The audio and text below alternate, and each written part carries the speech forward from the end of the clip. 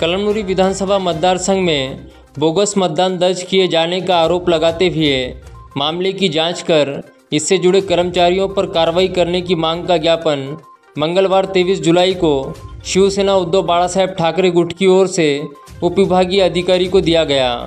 आने वाले विधानसभा चुनाव को लेकर मतदान यादी में नए नाम शामिल करने की प्रक्रिया प्रशासन की ओर से शुरू है, परंतु कुछ कर्मचारी कलमनुरी विधानसभा मतदार संघ में बाहरी लोगों के नाम बिना किसी सबूत के शामिल कर रहे हैं।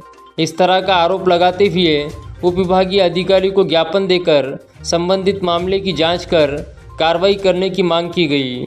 इस समय शिवसेना जिला प्रमुख गोपू पाटिल, सोपान पाटिल, अल्पसंख्यक जिला प्रमुख अब्दुल्ला पठान, कैलास खिल्लारे, चंद्रकांत देशमुख, सखाराम उबाळे, मारोतराव खांडेकर, संतोष सारडा, अमोल काळे, साहेबराव पाटील, गणेश जाधव, राजू पाटील, बाळासाहेब पारवे, नागोराव खुडे, कांता पाटील, गुणानंद पतंगे, आबासाहेब पतंगे, नामदेव लाखाड़े, अनिल बोडखे के साथ अन्य शिवसैनिक उपस्थित थे।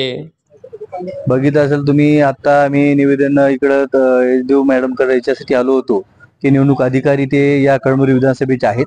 या कळमनुरी विधानसभेमध्ये बरेच गावामध्ये आम्ही माहिती घेतली किंवा आमच्या कार्यकर्त्यांनी तिथं आम्हाला सांगितलं की बोगस मतदान बाहेरगावचं जिंतूर, गंगाखेड, हिंगोली, आपलं परभणी, हे बाहेरगावचं किंवा हिंगोली प्रॉपर मधलं हे मतदान आपल्या भागातल्या काही गावामध्ये टाकण्याचा प्रयत्न चालू आहे। हा प्रयत्न कोणाचा चालू आहे काय नाही हे तुम्हाला सर्व माहित आहे।